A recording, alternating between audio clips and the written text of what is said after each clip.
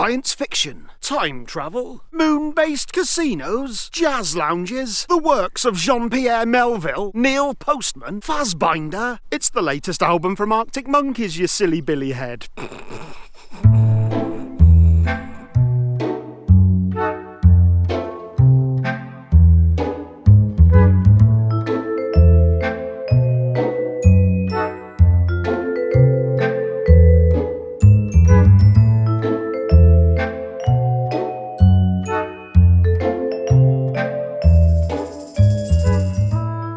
Before I get started, if you're a whinging bitch, hipster, music-bashing fuckwit, then go fuck yourself, because this review and this channel is not for you. Still here? Subscribe and buckle in, because this could be a long one. Now, there's been a lot of negativity surrounding this album.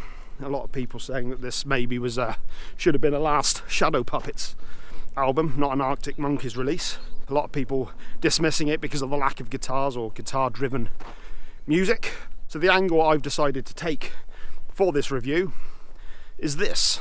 We know it's not a guitar-driven album. It's very much a jazz, loungy sort of album. It was primarily written by Alex Turner, who is somewhat of a genius, it does have to be said. So I've chosen to dismiss all the history and judge it from one simple angle. What's likely to get the most views? Are the songs any good? Boring.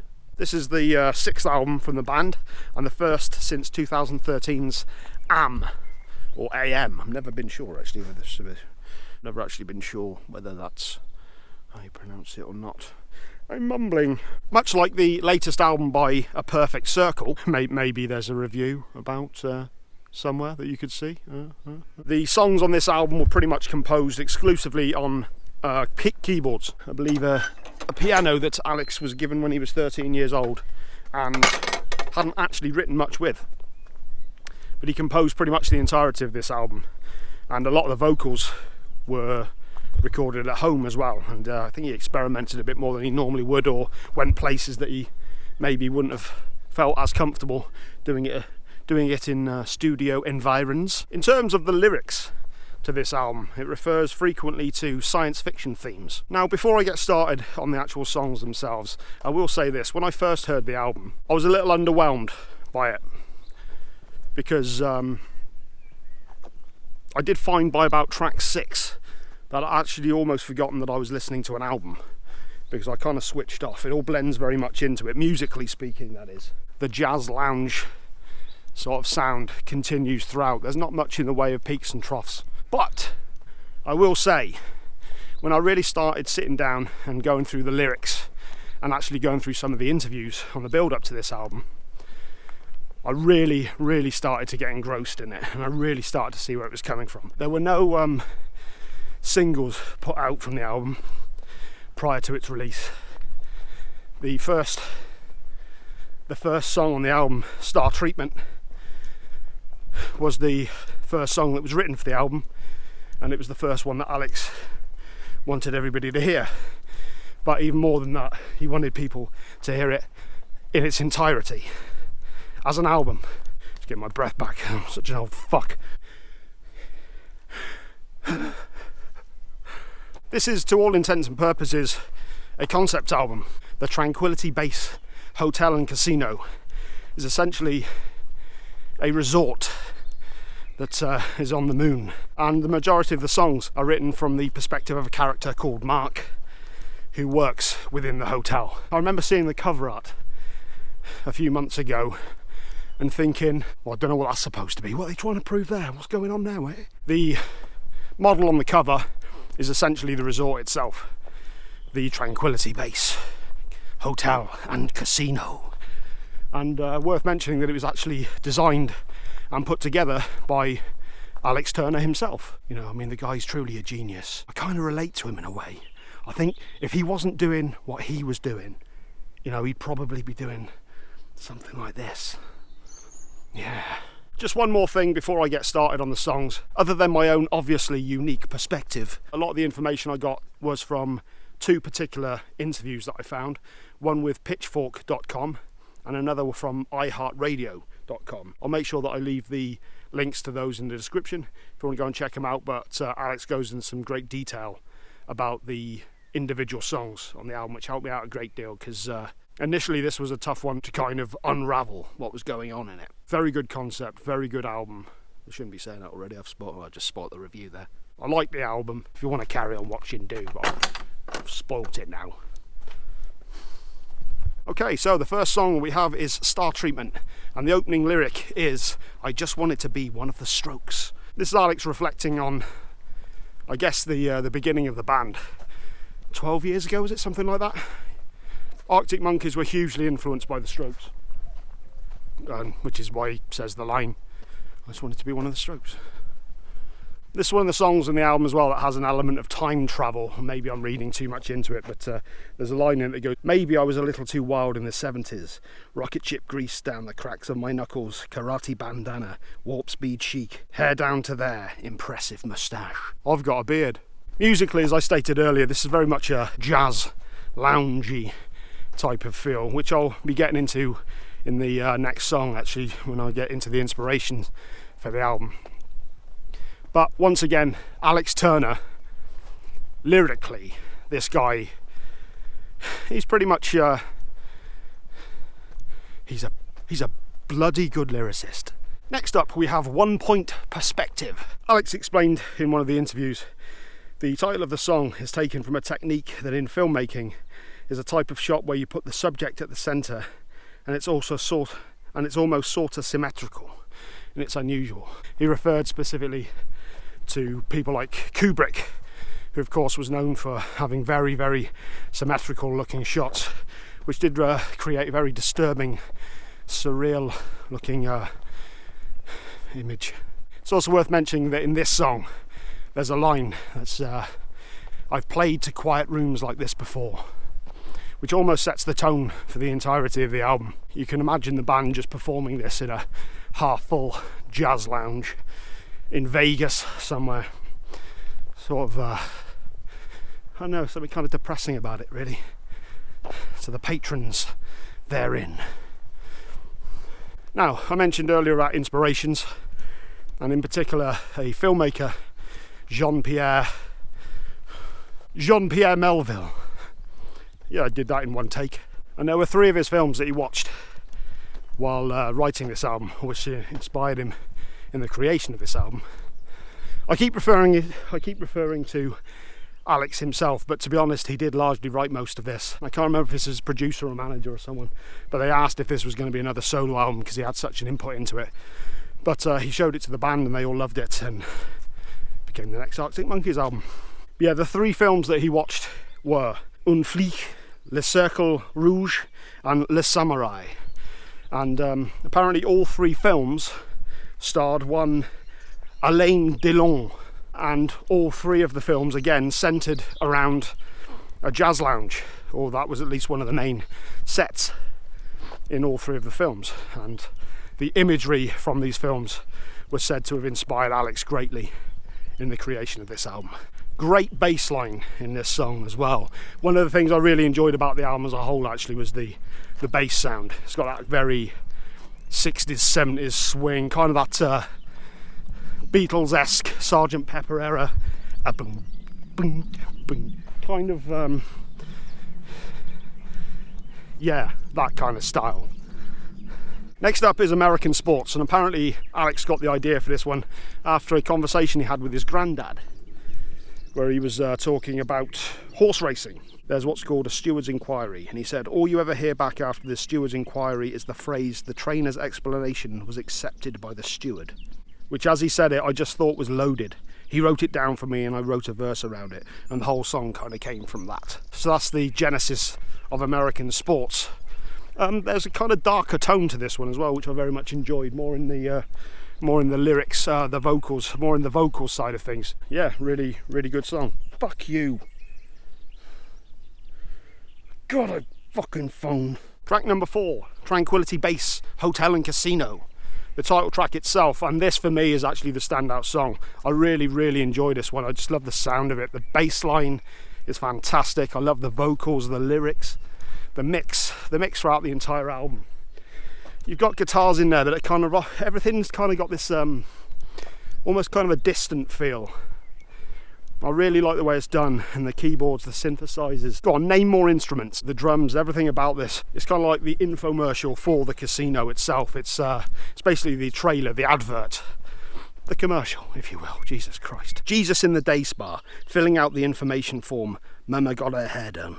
Maybe I should have noticed this down, but I'm not sure if this is our first introduction to Mark himself, actually. There's a line in this: Tranquility Base Hotel and Casino, Mark speaking. Please tell me how many. Please tell me how I may direct your call. Next up we have Golden Trunks. This starts out with a sinister sci-fi melding of guitar and synthesizer.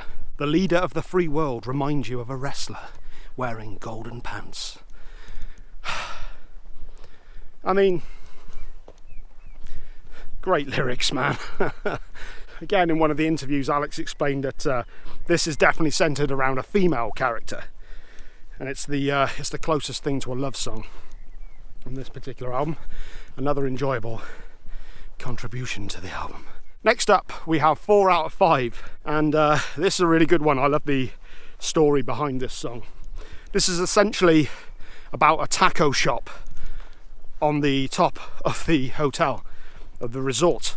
And the taco shop is called the Information Action Ratio, which is referring to a work done by Neil Postman, who is a cultural critic, whatever that means. And that's from one of his particular works called Amusing Ourselves to Death. A low information action ratio, therefore, refers to the helplessness people confront when faced with decontextualized information. I think basically what they're trying to get across in this song is that we live in an age where there's never been more information available. The idea of using technology and being lost in our phones and online, etc., is something that creeps up in this album quite a bit. So the idea that we have all this information at our fingertips but we have no idea what to do with it, I think is what this song is referencing. There's a lot of vocal harmonisation as well in this one that's very reminiscent of some of the Beach Boys stuff, which I believe was another huge influence for this album. Very well done. Really enjoyed this track. Really enjoyed this track. Next up we have the world's first ever monster truck front flip. The title for this song actually comes from a YouTube video that went viral of literally the same name, and it is a monster truck flipping forward. I'll leave the link for that in the description, you'll see what I mean. Next song is Science Fiction, and this is an ode to science fiction itself. Starts out with some great use of synthesizer and the Wurlitzer, gives it that real creepy kind of 50s science fiction, you know, kind of, I guess, Forbidden Planet, Lost in Space, you know, that kind of eerie. That was a terrible, but really helps conjure up those images of science fiction fantasy. Science fiction creates these other worlds within which we can explore our own, and I wanted to write something about that idea. So through reading sci-fi books and watching films like Fassbinder's World on a Wire, I began to access that sort of vocabulary. Then suddenly we're talking about virtual reality moon casino experiences. Well, that sums it up. One of the lines I really enjoyed on this one was, "So I tried to write a song to make you blush, but I've a feeling that the whole thing may well just end up too clever for its own good, the way some science fiction does." Next up is She Looks Like Fun. Essentially this song is inspired by just how much time we spend on our phones, as I put my foot up here to look majestic and manly. I'm sure we can all relate to how many times you've got something to do, you've got something that you should really be concentrating on, whether it be homework or writing an incredibly witty and insightful music review, but you just can't concentrate and you keep going back to your phone and keep checking your phone for some reason, for some sign of contact that you needed. Good morning, cheeseburger, snowboarding. Finally I can share with you through cloudy skies every whimsical thought that enters my mind. Yeah, that idea of constantly being on tap.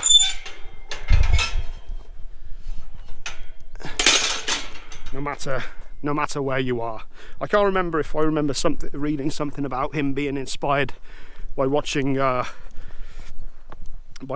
woman on her phone outside a cafe or something on a holiday. I might have made that up.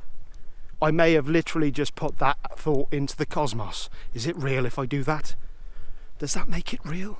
Also worth pointing out, I thought there was some quite tasty drumming on this one. I quite enjoyed the drumming. Good one guys, good one.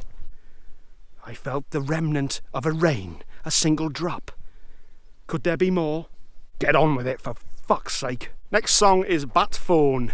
Why did I say it like that? Bat Phone. It's the big night in Tinsel City. Life became a spectator sport. I launched my fragrance called Integrity. I sell the fact I can't be bought. There's a couple more references to handheld devices in this one again, which one would assume is an observation on our reliance and addiction to modern technology. One thing I found on this song in particular as well, there was a lot of space in it, a lot of space between the notes, which actually worked quite well. I approve of said. And now we come to the final song, The Ultra Cheese. There's a real nostalgia feel to this song, both in the actual musicality of it and the lyrics especially. Still got pictures of friends on the wall. Suppose we aren't really friends anymore. Maybe I shouldn't ever have called that thing friendly at all. Get freaked out from a knock at the door when I haven't been expecting one. Didn't that used to be part of the fun? Once upon a time. People. There are people. So that's the album, Tranquility Base Hotel and Casino. I have to say, the more I listened to it, the more I read up on it, the more I stared at the artwork, the more convinced I was that this is actually a real work of genius. I could see this being one of those ones that ends up being an all-time classic. This really has to be heard as an entire piece. I haven't gone too much into the music on this one, and that is because it's kind of a flat line, I guess, but it's not in a bad way. It sets the tone. The lyrics are really where the genius comes into in this. So many albums get shit on when artists try something different. People immediately have a backlash. Oh, why isn't it how I want it to be? Well, give this one a chance, you might be surprised. This is just my thoughts on it, obviously. I hope I've done it justice. I hope that I've made some semblance of sense. Some semblance of sense. Some semblance of sense, that was tough. Yeah, if nothing else, just give this a listen and go in with an open mind. So, what is up next for my dumbass? Well, back to the metal, I believe. My next episode, which I'm going to film in just a moment, is going to be for my next subscriber request. And that's for a band called Kill to This, and their album is called Deviate. And yeah, I'm going to film that one in a moment, so that'll be the next one. Next week we've got At the Gates, we've got Burn the Priest, of course Lamb of God's alternate Burn the Priest, with their covers album, which I'm very much looking forward to. And there's also the new Five Finger Death Punch album, a band I've never really bothered with. So yeah, so that'll be an excuse to give them a go and probably get a shitload of views, I'd imagine. If you like this video, make sure that you subscribe, hit the notification icon, and that way you'll never miss out on all the beauty that is this. Oh God, I wouldn't blame you if you didn't bother.